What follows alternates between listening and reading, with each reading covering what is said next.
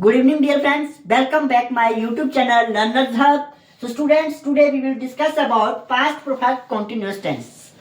तो आज हम past perfect continuous tense को समझेंगे, पढ़ेंगे.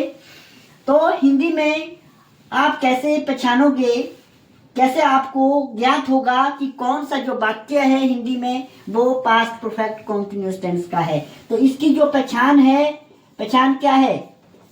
से रहा था, से रहा था या से रही थी, से रही थी या से रहे थे, से रहे थे.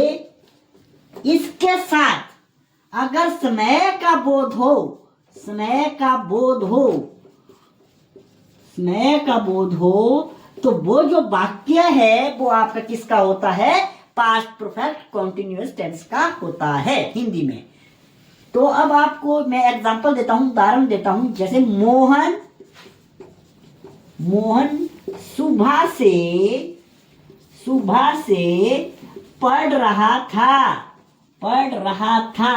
तो इस वाक्य में आप गौर कीजिएगा. देखिए पढ़ रहा था आ गया आपका पहचान, और उसके साथ समय का बोध सुबह से आप मोहन क्या कर रहा है? पढ़ रहा है. तो इस तरह के अगर हिंदी में आपको वाक्य दिखे तो वो किसके होते हैं? पास्ट परफेक्ट कॉन्टिन्यूअस टेंस के होते हैं. अब जो हमारा मेन मकसद है वो है कि इंग्लिश में कैसे आप आइडेंटिफाई करोगे कि कौन सा जो सेंटेंस है वो पास्ट परफेक्ट कॉन्टिन्यूअस टेंस का है. इसके लिए हम जो पहला रूल हमारा रहता है सिंपल का, तो इसमें क्या होता है? सिंपल में आपको पता है कोई भी वाक्य, कोई भी सेंटेंस जो होता है, जब हम सिंपल में बात करते हैं तो सबसे पहले सब्जेक्ट लिखते हैं, उसके बाद हेल्पिंग वर्ब जो है पास्ट परफेक्ट का आपको पता है हेड है, साथ में आप पास्ट परफेक्ट कॉन्टिन्यूअस टेंस है तो बीन लगा दोगे, subject plus had been. Continuous है तो वर्ब की फर्स्ट फॉर्म के साथ आप आईएनजी लगा दोगे, साथ में object ING plus object plus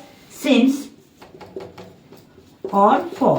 since और फॉर मैंने आपको जब पास्ट परफेक्ट और प्रेजेंट परफेक्ट टेंस बताया था, प्रेजेंट उस टाइम भी मैंने आपको सिंस और फॉर का जो यूज है वो मैंने आपको बताया था कि सिंस कहाँ पे लगता है, फॉर कहाँ पे लगता है. एक बार फिर बताता हूँ. जो सिंस का यूज होता है वो आपका पॉइंट ऑफ टाइम के साथ लगता है. पॉइंट ऑफ टाइम मतलब जहाँ पे आपको समय का पूरा बोध हो रहा हो, आपको समय का उचित बोध हो रहा हो, पूरा पता लग रहा है आपको कि इस समय में ये काम हो रहा है, वहां पे आप सिंस लगा रहे हो. लेकिन जहां पे आपको समय तो दिया है लेकिन एग्जैक्ट टाइम का आपको पता नहीं लग रहा है, जो उसके साथ आप फॉर लगाओगे जिसको हम कहते हैं पीरियड ऑफ टाइम.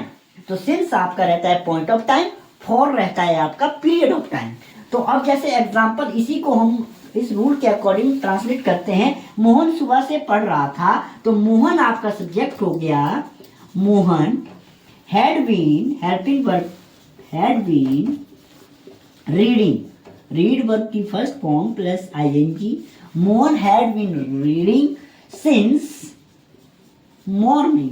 अब देखो मॉर्निंग का आपको पता है कि सुबह से मतलब आज सुबह की ही बात हो रही है, आपको एग्जैक्ट टाइम का पता लग रहा है तो मैंने सिंस यूज किया. वहां पे आप सिंस यूज करोगे तो ये आपका ट्रांसलेट हो जाएगा. इसका मोहन सुबह से पढ़ रहा था, Mohan had been reading since morning.